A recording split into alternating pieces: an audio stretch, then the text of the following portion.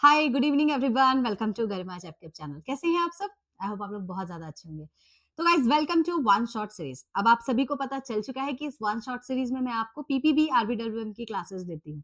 तो जितने भी इंपॉर्टेंट टॉपिक्स हैं उन सारे टॉपिक्स को हम यहाँ पर डिस्कस करते हैं। पीवाईक्यू को देखते हैं, एमसीक्यू को देखते हैं, जिससे आपके जेआईबी एग्जाम्स ने रिपीटेड मोड पे क्वेश्चंस किया है। ठीक है, तो बिना किसी डिले के सेशन को आगे बढ़ाते हुए मैं आपको बता दूं कि आपका मॉड्यूल ए चल रहा है गाइस। मॉड्यूल ए का चैप्टर नंबर 20 जिसका नाम है कंज्यूमर प्रोटेक्शन एक्ट 2019, उसको देखने वाले हैं। छोटा सा टॉपिक है, छोटा सा इंपॉर्टेंट पॉइंट है जिसको आज हम डिस्कस करने वाले हैं। ठीक है, तो बिना किसी डिले के सेशन को आगे बढ़ाते हैं। किन के लिए ये वीडियो फ्रूटफुल है गाइस? तो जो लोग भी जैब के एग्जाम दे रहे हैं और जो लोग भी आपके डीवीएफ का पेपर दे रहे हैं, उन सभी के लिए ये video exam point of view से बहुत ही ज्यादा रेलिवेंट है। तो चलिए आगे हम बात करते हैं यहाँ पर कंज्यूमर प्रोटेक्शन काउंसिल के बारे में। क्यों लाया गया गाइस, क्या इसके पीछे का रीजन था?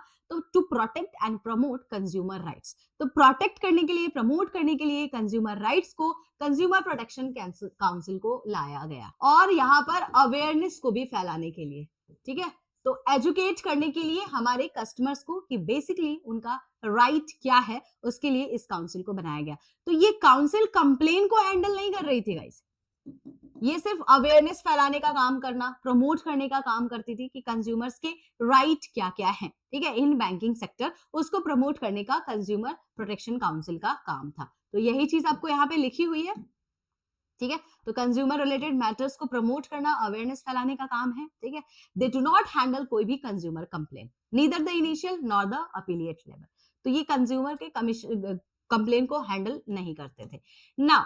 तीन तरीके के आपको कंज्यूमर प्रोटेक्शन काउंसिल्स देखने को मिलते हैं। तो 3 लेवल्स में हमने इसको डिवाइड किया है। पहला होता है जिसको हम सेंट्रल कंज्यूमर प्रोटेक्शन काउंसिल बोलते हैं, दूसरा होता है state consumer protection council, and तीसरा होता है डिस्ट्रिक्ट कंज्यूमर प्रोटेक्शन काउंसिल। तो सेंट्रल के लिए सेंट्रल आपका काउंसिल है, स्टेट के लिए स्टेट है, एंड डिस्ट्रिक्ट के लिए डिस्ट्रिक्ट है। तो तीनों को हम वन बाय वन करके पढ़ने वाले हैं कि कंज्यूमर काउंसिल किसके द्वारा एस्टेब्लिश किया गया है। तो सबसे पहले हम सेंट्रल कंज्यूमर प्रोटेक्शन काउंसिल के बारे में बात करते हैं। किसके द्वारा गाइस एस्टेब्लिश किया गया है? तो central government, of course central है तो सेंट्रल गवर्नमेंट के द्वारा ही किया जाएगा, एडवाइस देने के लिए on a promotion and protection of the consumer right. ठीक है, तो यहां पर मैंने आपको जैसे बोला कि कोई भी अवेयरनेस फैलानी है रिगार्डिंग द कंज्यूमर राइट, तो सेंट्रल लेवल पे प्रमोट करने का काम किसका था?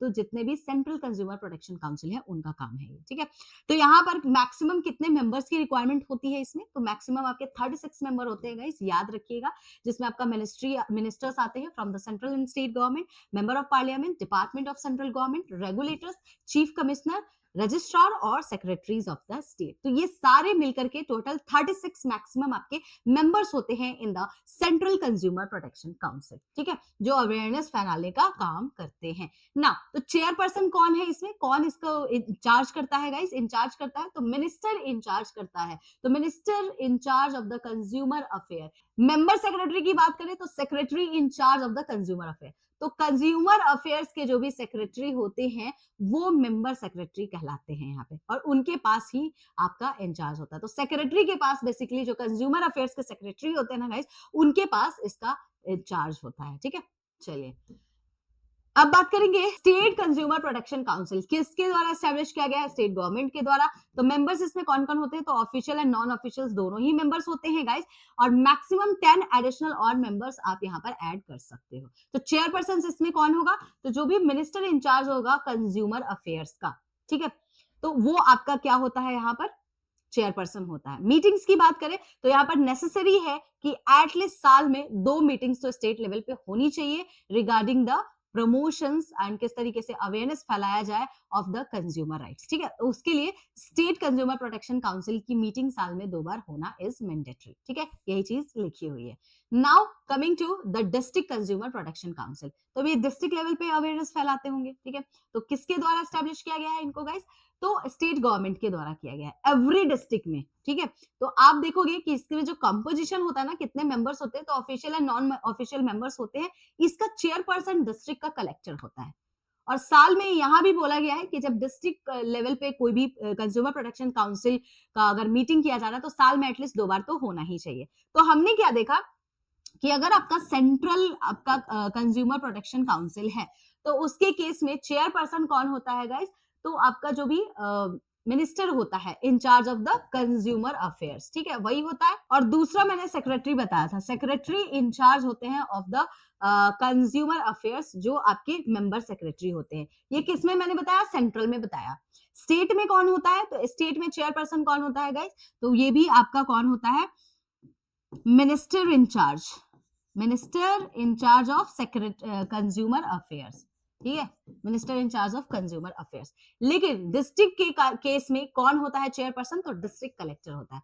तीनों का नाम आप लोग याद रखिएगा। सेंट्रल गवर्नमेंट में मैंने 36 आपको मेंबर्स बोले हैं जो उसमें इंक्लूडेड होते हैं। तो एक क्वेश्चन करते हैं गाइस इससे related, the central consumer protection council is established bye, तो सेंट्रल कंज्यूमर की बात कर रहा है तो किसके द्वारा एस्टैब्लिश किया गया है, state government, district administrator, central government या सुप्रीम कोर्ट, तो सेंट्रल गवर्नमेंट के द्वारा इसको एस्टैब्लिश किया गया है। स्टेट का पूछा होता तो स्टेट गवर्नमेंट के द्वारा किया गया है, और यहीं पे डिस्ट्रिक्ट का पूछा होता तो वो भी किसके द्वारा एस्टैब्लिश किया गया है, आपके स्टेट गवर्नमेंट के द्वारा ही किया गया है। इसका करेक्ट आंसर क्या है, option number C. The maximum number of members in the central consumer protection council, कितने होते हैं गाइस, 25, 30, 36 या 50, तो करेक्ट आंसर क्या हो जाएगा, 36। अगर यहीं पे स्टेट का पूछा होता तो मैंने बताया था ऑफिशियल नॉन ऑफिशियल्स मेंबर होते हैं और एडिशनल 10 मैक्सिमम और आप मेंबर्स को ऐड कर सकते हो, यही बताया था ना स्टेट के केस में। तो इसका करेक्ट आंसर क्या हो जाएगा, option number C is the correct answer. आइए, consumer dispute redressal commission, commission क्यों लाया गया, ये रिड्रेसल कमीशन जो लाया गया इनका काम क्या था, तो जो भी कस्टमर्स के द्वारा कंप्लेन आता है उसको रिजॉल्व करने के लिए कंज्यूमर डिस्प्यूट रिड्रेसल कमीशन को लाया गया। तो कंप्लेन को रिजॉल्व करने के लिए, डिसीजंस देने के लिए, कॉम्पनसेशंस किस तरीके का उनको मिलेगा, ये सब देखने का काम किसका था, कंज्यूमर डिस्प्यूट रिड्रेसल कमीशन का था। पहले पता है इसको किस नाम से जानते थे, कंज्यूमर फोरम के नाम से। अब इसको कौन से नाम से जानते हैं गाइस, तो आप जानते हैं कंज्यूमर डिस्प्यूट रिड्रेसल कमीशन के नाम से, ठीक है। तो काम क्या कर रहा है, रिजॉल्व करने का काम। देखो काउंसिल का काम क्या था, प्रमोट करना, अवेयरनेस फैलाना, ठीक है। अब ये जो कमीशन है इसका काम है इश्यूज को रिजॉल्व करना, ठीक है, अगर कोई कॉम्पनसेशन है तो कॉम्पनसेशन प्रोवाइड करना। अब ये भी 3 लेवल्स में आपके एग्जिस्ट करते हैं, एक होता है डिस्ट्रिक्ट, स्टेट और नेशनल। वन बाय वन करके तीनों को समझते हैं। देखिए, तो district consumer dispute redressal commission की बात करें तो डिस्ट्रिक्ट पे है तो स्टेट गवर्नमेंट के द्वारा एस्टैब्लिश किया गया है। इसका लोकेशन क्या होता है, हर एक डिस्ट्रिक्ट में ना एक आपका ये रिड्रेसल कमीशन होगा ही होगा, ठीक है। अ डिस्ट्रिक्ट में have more than one commission, हो सकता है कि एक डिस्ट्रिक्ट में मोर देन वन कमीशंस भी हो, ठीक है। नॉर्मली ये डिस्ट्रिक्ट हेडक्वार्टर्स पे लोकेटेड होता है। अब यहाँ पर बात करते हैं इनके मेंबर्स कौन कौन होते हैं, तो एक प्रेसिडेंट होना चाहिए, इसमें 2 मिनिमम तो आपके मेंबर्स होने चाहिए, और जो भी नंबर ऑफ मेंबर्स होते हैं वो सेंट्रल गवर्नमेंट के कंसल्टेशंस के बाद ही यहाँ पर इंप्लीमेंट या डिसाइड किए जाते हैं। एटलीस्ट 1 मेंबर और the president must be a women, तो वुमेन को यहाँ पर इंपावर करने के लिए आप देख सकते हो एक क्लियर बोला गया है कि एटलीस्ट 1 तो आपकी वुमेन मेंबर होनी चाहिए। सिमिलरली अगर मैं state consumer dispute redressal commission की बात करूं, स्टेट गवर्नमेंट के द्वारा लाया गया, ठीक है, तो यूजुअली आपके स्टेट कैपिटल्स में होता है और ये फंक्शंस करता है as per the other notified places. इसमें कितने आपके मेंबर्स होते हैं गाइस, 1 प्रेसिडेंट, 4 आपके मिनिमम मेंबर्स होते हैं, ठीक है।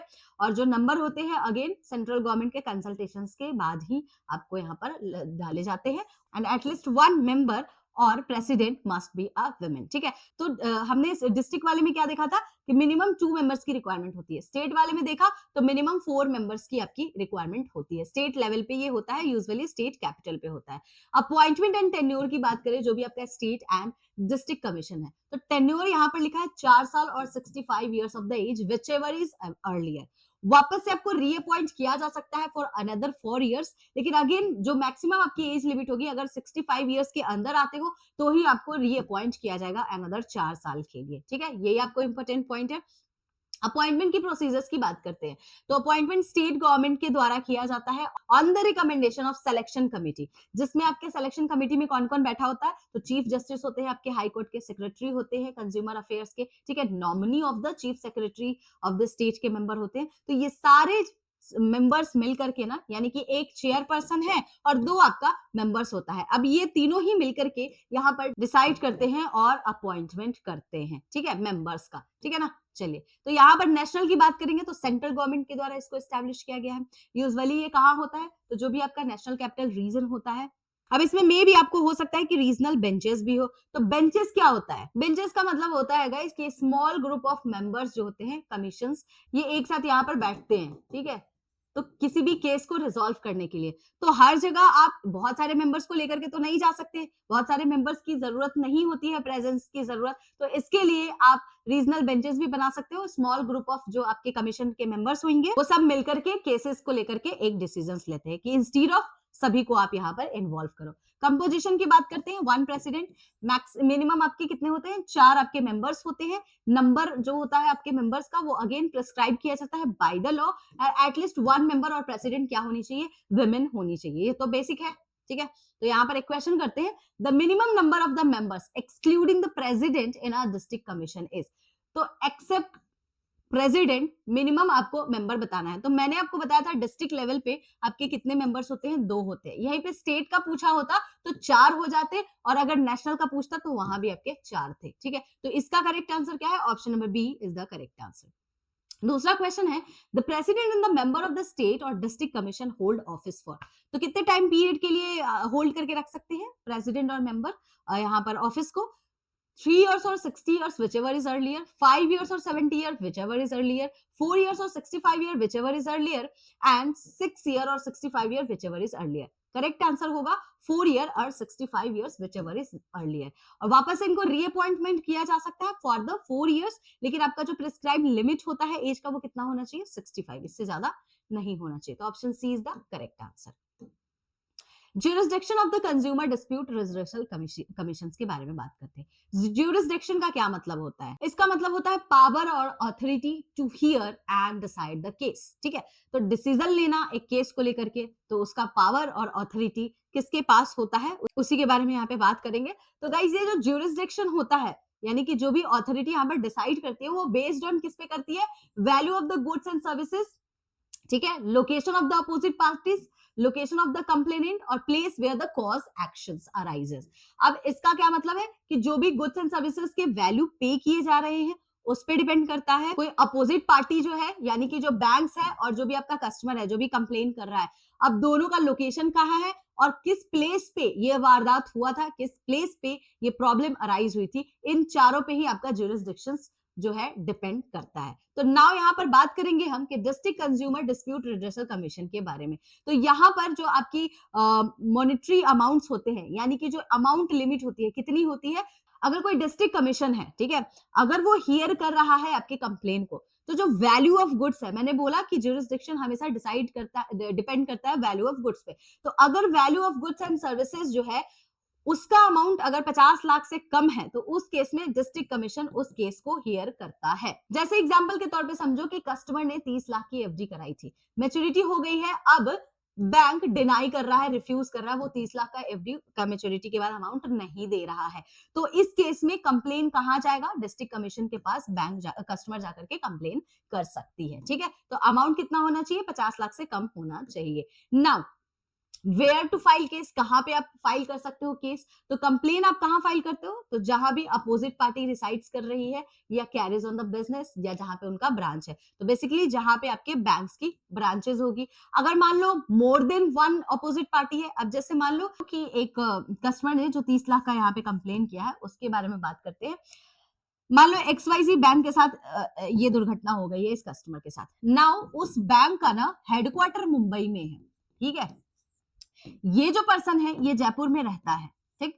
तो यहाँ पर डिस्ट्रिक्ट कमीशन की प्रायर अप्रूवल के बाद यहाँ पर कंप्लेन वो कहां कर सकता है, कस्टमर जयपुर, क्योंकि वो रह कहाँ रहा है, जयपुर में। तो जयपुर में अगर ब्रांच है तो वहां पर जाकर के कंप्लेन को फाइल कर सकता है। कॉज ऑफ एक्शन अराइजेस, अब जहां पे ये काम हुई है, यानी कि जहां पे ये दिक्कत आई है, कस्टमर्स को इनकन्वीनियंस आई है, तो वहां पे आप जो है यहाँ पर केस को फाइल कर सकते हो। या कंप्लेनेंट रिसाइड्स और वर्क फॉर अगेन, अब जहां पे कस्टमर रह रहा है, जिसने इस प्रॉब्लम को कंप्लेन को रेज किया है, वो जहां रहता है वहां से भी वो इस केस को फाइल कर सकता है, ठीक है। तो केस को आप कहीं से भी फाइल कर सकते हो। तो जहां भी ब्रांच है, अगर मान लो ब्रांच दिल्ली में है तो दिल्ली में फाइल करोगे, अगर मान लो हेडक्वार्टर मुंबई में है, आप जयपुर में रहते हो, जयपुर से फाइल कर लो, ठीक है। जहां पे ये प्रॉब्लम क्रिएट हुई है, जहां पे आपके साथ इस तरीके की चीजें की गई है, वहां से फाइल कर दो, या आप जहां रह रहे हो वहां से कर दो, ठीक है। तो ये 3-4 आपके ऑप्शन होते हैं जहां से आप केस को फाइल कर सकते हो। स्टेट कंज्यूमर की बात करते हैं यहाँ पर, तो यहाँ पर स्टेट कमीशन जो है किस तरीके के केसेस को एंटरटेन करता है गाइस, तो अगर अमाउंट 50 लाख से ऊपर है लेकिन 2 करोड़ से कम होना चाहिए, तभी वो इस कंप्लेन को यहाँ पर एंटरटेन करती है। 50 लाख से कम के लिए डिस्ट्रिक्ट कमीशन होता है। कंप्लेन अगेंस्ट अनफेयर कॉन्ट्रैक्ट्स, ठीक है। अब कोई ऐसा कॉन्ट्रैक्ट है जो बिल्कुल ही अनफेयर तरीके से कस्टमर्स के साथ किया गया है, जैसे जैसे मान लो कि यहाँ पर एक बैंक ने होम लोन दिया है 80 लाख का एक कस्टमर को, ठीक। अब वो होम लोन के एग्रीमेंट में ये लिख रहा है बैंक कि बैंक जब चाहे तब इंटरेस्ट रेट को इंक्रीज कर सकती है बिना बोरोवर के को इंटीमेशन दिए हुए, बिना बोरोवर को बताए हुए। तो ये तो गलत है ना, ये क्या है, अनफेयर कॉन्ट्रैक्ट है। तो इस केस में भी आप कंप्लेन कर सकते हो टू स्टेट कमीशन, ठीक है। Appeal against order of the district commission, अब मान लो डिस्ट्रिक्ट कमीशन के पास जो ये 30 लाख का केस गया था, अब उन्होंने ना इस डिस्ट्रिक्ट कमीशन ने कोई भी अपील दिया होगा, कोई भी ऑर्डर प्रोवाइड किया होगा। अब उस ऑर्डर को मान लो वो ऑर्डर फुलफिल नहीं हुआ या आप सेटिस्फाई नहीं हो उस ऑर्डर से, तो आप स्टेट कमीशन के पास जा सकते हो। इवन बैंक भी जा सकता है और कस्टमर भी जा सकता है इस कंप्लेन को ले करके। जैसे मान लो यहाँ पर ऑर्डर दे दिया डिस्ट्रिक्ट कमीशन ने कि 30 लाख रुपए उनके पे करो विद इंटरेस्ट, ठीक है। तो बैंक कहता है कि नहीं, मैं ये तो बात नहीं मानूंगा, मैं जाऊंगा अपील करने आपके अगेंस्ट। तो कहां जाएगा वो, स्टेट कमीशन के पास जाएगा, ठीक। यही चीज लिखी हुई है। फिर यहाँ पर बात की जा रही है रिविजनल ज्यूरिसडिक्शंस के बारे में। तो इस केस में क्या कहा जा रहा है गाइस कि मान लो कोई केस था जिसका अमाउंट ना 50 लाख से ऊपर का था, मान लो 1 करोड़ का अमाउंट था उस केस का।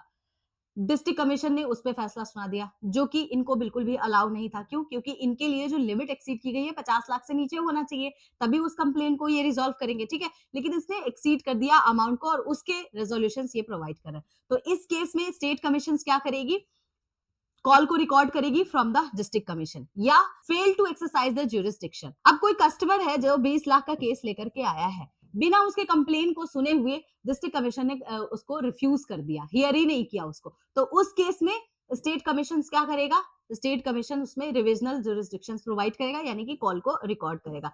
एक्टेड इलीगली और विद मटेरियल इरेगुलरिटी। अब जैसे यहाँ पे मान लो कि कस्टमर ने केस को फाइल किया डिस्ट्रिक्ट कमीशन के पास, अब ये ना बैंक को सुना ही नहीं, डिस्ट्रिक्ट कमीशन ने बिना बैंक को सुने हुए इसने फैसला सुना दिया। तो इसने क्या किया, इग्नोर कर दिया लॉ को, क्योंकि हमको तो दोनों ही पार्टीज को सुनना है ना गाइस, ठीक है। तो उस केस में आपका रिविजनल ज्यूरिसडिक्शन होता है, जिसमें कॉल रिकॉर्ड किए जाते हैं for the references of the district commission, ठीक है। चलिए अब बात करते हैं टेरिटोरियल ज्यूरिसडिक्शन। तो complaint can be filed where, कहां कहां फाइल किया जाता है, तो सेम वही है जो हमने अभी डिस्ट्रिक्ट के केस में देखा था, ठीक है। आप उसी तरीके से यहाँ भी केस को फाइल करते हो। बेंचेस की बात की है, मैंने बोला कि स्टेट कमीशंस जो है मे वर्क थ्रू बेंचेस। तो मैंने आपको बताया था अभी थोड़ी देर पहले कि बेंचेस का क्या मतलब होता है, स्मॉल ग्रुप ऑफ जो है कमीशंस है एक साथ बैठते हैं और एक फैसला, एक केस को रिजॉल्व करते हैं, रादर देन कि सारे मेंबर्स बैठे। तो यहाँ पर आपके डिफरेंट बेंचेस बनते हैं और बेंच जो है फॉर्म किए जाते हैं। तो जो बेंच में मेंबर्स होते हैं, प्रेसिडेंट प्लस आपके मेंबर्स होने चाहिए,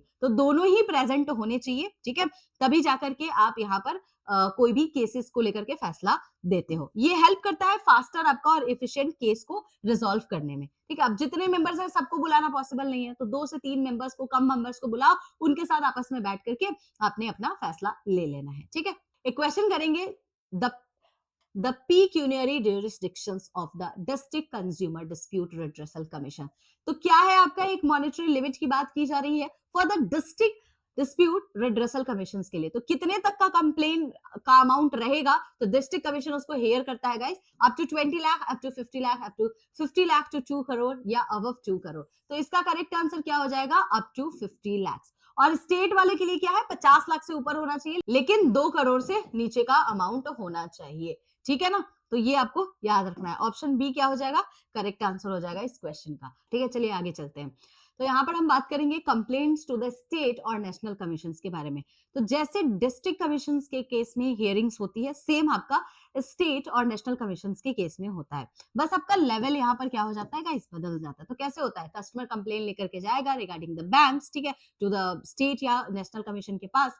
जैसे ही उनके पास पहुंचेगा प्रॉब्लम लेकर के, बैंक को नोटिफाई करेगी ये कमीशन रिगार्डिंग के सबमिट करो डॉक्यूमेंट्स, रिप्लाई दो, ठीक है। उसके बाद हियरिंग्स होगा और हियरिंग होने के बाद फैसला सुनाया जाता है। तो सेम आपको यहाँ भी आपको स्टेट और नेशनल लेवल पे भी सेम चीज देखने को मिलती है।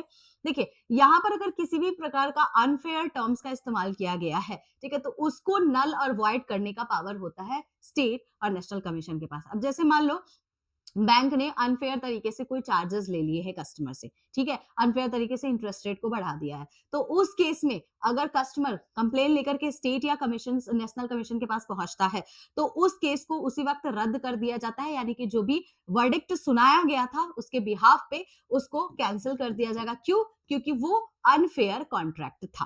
ठीक, national commission can set aside the x party order. अब जैसे मान लो कंप्लेन किया है एक कस्टमर ने, ठीक है, रिगार्डिंग द बैंक।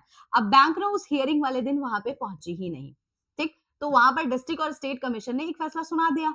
अब जब फैसला सुना दिया, ठीक है, उसके बाद अगर ये बैंक कोर्ट के पास पहुंचती है, यानी कि अगर ये बैंक नेशनल कमीशन के पास पहुंचती है, ये बोलती है कि भाई उस दिन तो मैं था ही नहीं जिस दिन डिस्ट्रिक्ट या स्टेट कमीशन ने फैसला सुनाया था, तो मेरी तो सुनी ही नहीं गई है, तो फैसला कैसे आपने सुना दिया, ठीक है, तो उस केस में इस फैसले को कैंसिल कर दिया जाता है बाय द नेशनल कमीशन। फिर प्रॉपर्ली बोथ केसेस को सुना जाता है, बोथ पार्टीज को सुना जाता है, और उसके बाद ही यहाँ पर नेशनल कमीशन डिसाइड करती है। तो बेसिकली कोई भी इस तरीके का आपका एक्स पार्टी ऑर्डर्स होता है, तो दोनों को ही फेयरली चांस देती है नेशनल कमीशन। तो इस तरीके का कोई भी ऑर्डर पास किया गया है डिस्ट्रिक्ट और स्टेट कमीशन के द्वारा, उसको कैंसिल कर दिया जाता है बाय नेशनल कमीशन। ठीक है, चलिए अपील की बात करते हैं। अगर पर्सन को मान लो अपील करना है अगेंस्ट एन ऑर्डर, ठीक है, तो जो भी मान लो आपके ऑर्डर्स आए हैं, चाहे कोई भी कमीशन ने ऑर्डर प्रोवाइड किया है, आप उस ऑर्डर से फुलफिल नहीं हो, तो अपील आप उनके अगेंस्ट कर सकते हो, लेकिन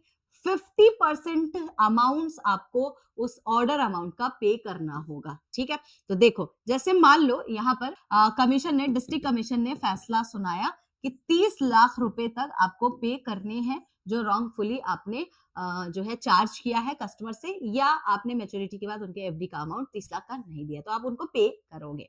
ठीक, अब इस केस में बैंक बिल्कुल भी रेडी नहीं होती है ये अमाउंट पे करने के लिए, तो ये जाएगी अपील करने, इसके ऊपर जाएगी। तो जब ऊपर जाएगी अपील करने के लिए, तो इस केस में कह रहा है इस अमाउंट का 50% पहले आपको पे करना होगा, यानी कि 15 लाख रुपए पहले यहाँ पे बैंक पे करेगी। ठीक है, उसके बाद ही ये अपील ऊपर जाएगा हायर अथॉरिटी के पास। ठीक है, यही लिखा हुआ है। नाउ यहाँ पे बात करते हैं appeal against district commission.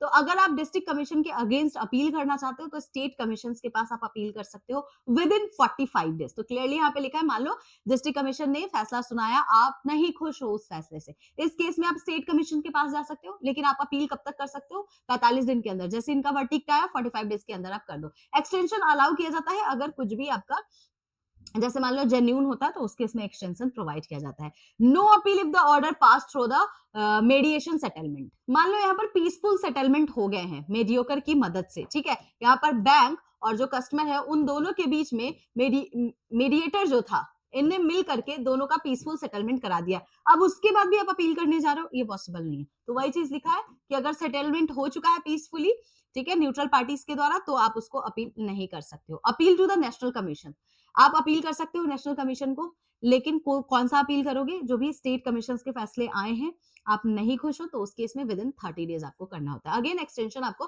Provide किया जाता है। Appeal also allow in case of, किस किस केस में आपको अपील अलाउ होता है? अगर ऑर्डर पास कर दिया गया है in appeal bye the state commission involving the substantial question of law. देखिए इसको समझिए, देखिए जैसे मान लीजिए डिस्ट्रिक्ट कमीशन के पास कस्टमर गया था और बैंक भी गया था, ठीक है।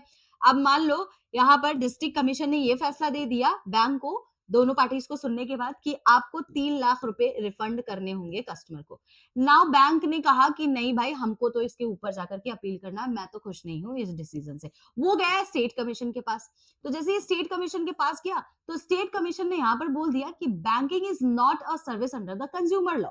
तो वो ये कह रहा है कि ये कंज्यूमर लॉ के अंदर बैंकिंग सर्विसेज नहीं आता है, और उन्होंने अपना डिसीजन सुना दिया। तो अब इस केस में क्या होगा? ये तो सब्सटेंशियल क्वेश्चन ऑफ लॉ हो गया, यानी कि this is a legal mistake. ठीक है, तो ये लीगल मिस्टेक हो गया। तो अब इस केस में बैंक जा सकती है किसके पास? नेशनल कमीशन के पास, या case involving the substantial question of law. या मान लो कस्टमर ने यहाँ पर, मान लो कि कस्टमर ने यहाँ पे केस फाइल किया है regarding the credit card charges. ठीक है, तो यहाँ पर एक क्वेश्चन अराइज होता है कि क्या ये क्रेडिट कार्ड के जो चार्जेस हैं, यानी कि जो भी इंटरेस्ट चार्जेस यहाँ पे डिडक्ट किए गए हैं विदाउट नोटिस, यानी कि विदाउट प्रायर कस्टमर्स के नोटिस के, क्या वो वैलिड है? ठीक है, तो उस केस में भी ये केस कहाँ जाएगा? नेशनल कमीशन के पास जाएगा। और भी कोई आपके सब्सटेंशियल क्वेश्चन ऑफ लॉ है, ठीक है, तो वो आपके कहाँ जाने वाले हैं, नेशनल कमीशन के पास आप उस तरीके की कंप्लेन को लेकर के जा सकते हो। जैसे मान लो फोरक्लोजर चार्जेस हुए, ठीक है, मान लो कि बैंक ने फोरक्लोजर चार्जेस लिए हैं कस्टमर से। अब यहाँ पर कस्टमर ये कह रहा है कि फोरक्लोजर चार्जेस जो आपने लिए हैं वो इलीगल है as per the RBI circular, ठीक है। तो क्या ये लीगल है, क्या ये वैलिड है या इनवैलिड है, इसके लिए भी आप कोर्ट में केस लेकर के, यानी कि आप इसके लिए भी नेशनल कमीशन के पास केस लेकर के जा सकते हो। X party order pass bye the state government. अब इसमें क्या हुआ कि बिना आपने सुने हुए सामने वाले सेकंड पर्सन को आपने अपना डिसीजन दे दिया, तो उस केस में भी नेशनल कमीशन के पास वो पर्सन जा सकता है, अपने प्रॉब्लम को रेज कर सकता है, ठीक है। आई होप समझ में आ रहा होगा। हियरिंग ऑफ द अपील, ये जो हियरिंग होती है 90 दिन के अंदर में कर दिया जाता है, ठीक है। अगर डिले होता है तो क्यों डिले हुआ है, इसके लिए रीजंस यहाँ पर प्रोवाइड करती है नेशनल कमीशन। नॉर्मली देखो आपका जो डेट होता है ना उसको एक्सटेंड नहीं किया जाता है कि आज अगर हियरिंग नहीं हो रही है तो नेक्स्ट डेट पे हम हियरिंग करेंगे, ऐसा नहीं होता है। तो वही लिखा है नो एडजॉर्नमेंट। लेकिन आपका ग्रांटेड तब होता है जब कोई भी आपके वैलिड रीजंस होते हैं। अब जैसे मान लो कि जो बैंक का लॉयर है, जो इस केस को लड़ने वाला था, अब वही बीमार हो गया है, तो उस केस में आपको नेक्स्ट हियरिंग तो देनी पड़ेगी, नेक्स्ट हियरिंग की डेट देनी पड़ेगी। तो उस केस में यहाँ पर क्या करेगा कमीशन, कमीशन इस चीज को रिटर्न में लिख के देगा कि भैया नेक्स्ट हियरिंग का डेट दिया गया है ड्यू टू मेडिकल रीजंस, ठीक है ना। और इस केस में ना बोला जाता है कि जैसे कि ये रीजंस देने के बाद जो भी बैंक है, जैसे बैंक का क्योंकि लॉयर बीमार पड़ा है तो उस केस में बैंक यहाँ पर कॉस्ट भी पे करती है। हो सकता है यहाँ पर कमीशन ने बोला हो कि आपको 5,000 रुपीज पे करना पड़ेगा फॉर द डिले, क्योंकि नेक्स्ट हियरिंग का यहाँ पर डेट दिया गया है, ठीक है। तो वही चीज आपको लिखी हुई है। अपील अगेंस्ट नेशनल कमीशन, क्या नेशनल कमीशन के अगेंस्ट अपील किया जा सकता है? हाँ बिल्कुल भी किया जा सकता है। लेकिन ये किसको किया जा सकता है, आप किसको करते हो यहाँ पे, फिर सुप्रीम कोर्ट को करोगे। अब मान लो आप नेशनल कमीशन के भी फैसले से खुश नहीं हो, आप जाओ सुप्रीम कोर्ट के पास, 30 दिन के अंदर फाइल करोगे। एक्सटेंशन अलाउ होता है अगर अगर जस्टिफिएबल है आपके प्रॉब्लम्स का रीजन, तो ठीक है। तो इस केस में तो हमने क्या देखा यहाँ पे, डिस्ट्रिक्ट लेवल पे अगर कोई भी कंप्लेन गया है, ठीक है, अगर इसने ऑर्डर दे दिया है डिस्ट्रिक्ट कमीशन ने, तो उस केस में अगर आप खुश नहीं हो तो आप स्टेट पे जा सकते हो अपील करने के लिए। स्टेट ने फैसला दे दिया है और आपको लग रहा है कि ये फैसला बिल्कुल भी मेरे लिए, मेरे हक में नहीं है, आप जाओगे नेशनल कमीशन के पास। नेशनल कमीशन ने कोई फैसला दे दिया है तो उसके आगे भी आप अपील करने जा सकते हो। अगर आप खुश नहीं हो तो किसके पास जाओगे, सुप्रीम कोर्ट के पास जाओगे, ठीक है। तो ये सारे आपके क्या है, अपील है जो आप अगेंस्ट में कर सकते हो। उसके बाद यहाँ पर फाइनलिटी ऑफ ऑर्डर की बात करते हैं। आपने कोई भी अपील नहीं किया है, फाइल नहीं किया, जैसे मान लो नेशनल कमीशन ने ऑर्डर दे दिया या डिस्ट्रिक्ट कमीशन ने या स्टेट ने, किसी ने भी अगर यहाँ पर ऑर्डर दे दिया है और आप इसके अगेंस्ट फाइल नहीं कर रहे हो, तो दिस इज द फाइनल फैसला ना, तो हो गया ना, तो फाइनल डिसीजन वही होगा। लेकिन अगर आप खुश नहीं है तो आप कहां तक जा सकते हो, सुप्रीम कोर्ट तक जा सकते हो, ठीक है। तो ये था। चलिए एक क्वेश्चन करते हैं। The procedure followed by the state and the national commission is generally similar to that of, किसके सिमिलर होता है प्रोसीजर, मैंने आपको बताया कि जो डिस्ट्रिक्ट कमीशन के प्रोसीजर होते हैं सिमिलर ही आपको यहाँ पर देखने को मिलता है। तो option B is the correct answer of this question. Basic सा क्वेश्चन है गाइस, ठीक है। अब एक और आखिरी है आपका टॉपिक जिसका नाम है प्रोडक्ट की लायबिलिटी। कंज्यूमर प्रोटेक्शन एक्ट 2019 के तहत इसको बनाया गया था, इसको इंप्लीमेंट किया गया है। तो नाउ चलिए फटाफट से हम देख लेते हैं कि प्रोडक्ट लायबिलिटी क्या है।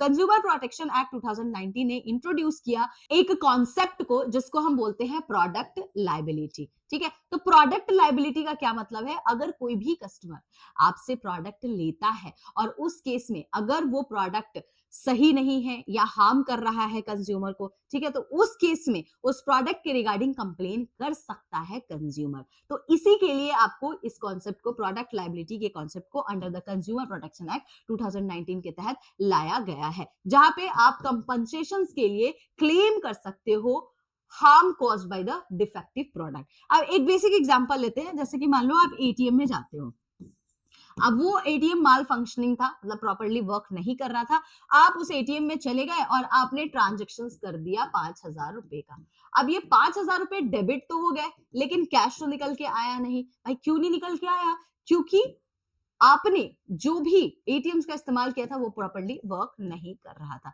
तो इस केस में अब क्या होगा, ये जो कंज्यूमर है, कंज्यूमर को तो इनकन्वीनियंस हुआ ना गाइस, तो अब उस केस में जो भी एटीएम का मैन्युफैक्चरर होगा, ठीक है, उसको वो कंप्लेन कर सकता है बैंक के अगेंस्ट। बैंक कौन है यहाँ पे, बैंक यहाँ पे सर्विस प्रोवाइडर है, ठीक है, तो उसके अगेंस्ट यहाँ पे कंप्लेन कर सकता है। और जो भी एटीएम की मेंटेनेंस कंपनी है उनको भी यहाँ पे कंप्लेन कर सकता है, ठीक है। तो आप इनकन्वीनियंस के लिए इन तीनों को ही कंप्लेन कर सकते हो। The product liability actions can be filed against product का मैन्युफैक्चरर जो है, जिसने भी एटीएम मशीन को बनाया, मैन्युफैक्चरर के को करोगे। प्रोडक्ट सर्विस प्रोवाइडर, हमारे केस में कौन था सर्विस प्रोवाइडर, आपको बैंक ने इसकी सर्विस दी थी। एंड प्रोडक्ट सेलर, तो जो भी इस प्रोडक्ट को सेल कर रहा है, ठीक है। तो the complaint can sue any one of the following, तो आप किसी के भी अगेंस्ट यहां पर कंप्लेन कर सकते हो अगर आपको इनकन्वीनियंस हुआ है तो, ठीक है। तो ये है आपका प्रोडक्ट लायबिलिटी कॉन्सेप्ट। नाउ कौन कौन से इसमें कवर्ड किए जाते हैं, तो देखो गाइस, कंपनसेशन आपको दिया जाता है, जैसे कि अगर कोई कंज्यूमर है उसको हार्म हुआ है, तो अगर मान लो कोई डिफेक्टिव प्रोडक्ट आपको प्रोवाइड कर दिया गया है, ठीक है, तो उस केस में आप कंपनसेशन के लिए क्लेम कर सकते हो। अब जैसे मान लो बैंक ने आपको डेबिट कार्ड की फैसिलिटी दी, लेकिन ये डेबिट कार्ड ना डिफेक्टिव था, जिसकी वजह से आपका डेटा लीक हो गया है, तो आपको यहाँ पर कंपनसेशन मिलेगा। अब प्रोडक्ट इम्प्रॉपरली सर्विस, अब जैसे हमने देखा एटीएम के केस में वो प्रॉपरली सर्विस ही नहीं दे रहा था, प्रॉपरली सर्विस नहीं दे रहा था, यानी कि पैसे ही नहीं आए, ठीक है, डेबिट हो गया लेकिन पैसे कस्टमर्स के पास आए नहीं, तो इस केस में भी कर सकते हो। या product sold with a defect, अब कोई डिफेक्टिव प्रोडक्ट आपको सोल्ड किया जा रहा है, तो उस केस में आप कंपनसेशंस के लिए क्लेम कर सकते हो। तो एनी प्रोडक्ट्स जो कस्टमर्स को इनकन्वीनियंस प्रोवाइड कर रहा है, जो कस्टमर को हार्म कर रहा है, जो कस्टमर्स के पर्सनल डेटा को लीक कर रहा है, अगर इस तरीके का कोई भी प्रोडक्ट है तो उसके लिए लिएबल कौन होगा, ठीक है। तो उसके लिए इस कॉन्सेप्ट को लाया गया था कंज्यूमर प्रोटेक्शन एक्ट 2019 के तहत, जिसमें कस्टमर्स को यहाँ पर, कंज्यूमर को यहाँ पर इसके अगेंस्ट अगर कंप्लेन करेगा तो उनको कंपनसेशन प्रोवाइड किया जाएगा, ठीक है। आई होप आपको ये भी समझ में आ गया होगा। आ गया है तो चलिए एक क्वेश्चन कर लेते हैं फटाफट से। The concept of product liability was introduce under, तो कब इंट्रोड्यूस किया गया है, किसके अंडर में, तो कंज्यूमर प्रोटेक्शन एक्ट 2019 के तहत, जहां पर कंज्यूमर्स को कंपनसेशन प्रोवाइड किया जाता है अगर प्रोडक्ट की वजह से कोई भी हार्म होता है कस्टमर्स को, तो ठीक है। तो अगर कोई डिफेक्टिव प्रोडक्ट है तो उस केस में आपको यहाँ पर कॉम्पनसेशन दिया जाता है, ठीक है। तो आप किसी के भी अगेंस्ट कर सकते हो कंप्लेन, मैन्युफैक्चरर, सर्विस प्रोवाइडर, और तीसरा कौन सा था, तीसरा आपका था जो भी आपको सेल कर रहा है, ठीक है, जो प्रोडक्ट को सेल कर रहा है, तो किसी के भी अगेंस्ट आप यहाँ पर केस को फाइल कर सकते हो। तो गाइस ये था आपका टॉपिक, आपका चैप्टर नंबर 20 यहीं पे खत्म हुआ। अब आएगा एक और चैप्टर है मॉड्यूल ए का 21, उसके बाद आपका मॉड्यूल ए पूरी तरीके से खत्म हो जाएगा। फिर मैं इसकी 12 से 13 घंटे की प्रीमियर लगाऊंगी, आप लोग एक बार चैप्टर को रिवाइज कर लीजिएगा। कोई भी डाउट होगा do let me know guys, chat section में आप पूछ सकते हो, इस नंबर पे भी, दिए हुए नंबर पे भी कॉल कर सकते हो, ठीक है। ये रहा मेरे पेड बैच का डिटेल, मैं आपको हर बार बताती ही हूँ, तो आप देख सकते हो। अगर आपको लेना है इस पेड बैच को तो definitely you can by that paid batch, ठीक है। काफी सारे जो है क्लासेस हो चुके हैं, मैंने जैसा पेड बैच के स्टूडेंट्स को प्रॉमिस किया था, मैंने उन लोगों को काफी सारे एमसीक्यूज, पीवाईक्यू प्रैक्टिस के लिए दिया है, केस स्टडीज भी दे रखा है, ठीक है। सारी चीजें क्लियर कराती हूँ, डाउट सॉल्व होता है यहाँ पे, ठीक है। इंस्ट्रक्शंस के साथ हम क्लासेस को लेते हैं, लाइव सेशंस होते हैं आपके, तो अगर आपको लेना है तो आप एनरोल कर सकते हो, ठीक है। लिंक आपको प्रोवाइड किया हुआ है। नाउ अगर नए हैं, पुराने हैं, अभी तक मेरे चैनल को सब्सक्राइब नहीं किया है तो फटाफट से सब्सक्राइब कर लीजिए गरिमा जैप के अब यूट्यूब चैनल को। कोई डाउट होता है डू लेट मी नो, इस जगह पे आप मुझे कॉल भी कर सकते हो, ठीक है। टेलीग्राम से जुड़ जाओ, यहाँ पे आपको पीडीएफ्स वगैरह प्रोवाइड किया जाता है गाइस। फेसबुक, इंस्टाग्राम, कहीं से भी डाउट को पूछ सकते हो। कोई भी डाउट हो प्लीज मुझे आप लोग कमेंट सेक्शन में बताइएगा। तो आज के लिए इतना ही है गाइस, मिलते हैं मंडे की क्लासेस में, तब तक के लिए bye bye, good night and take care.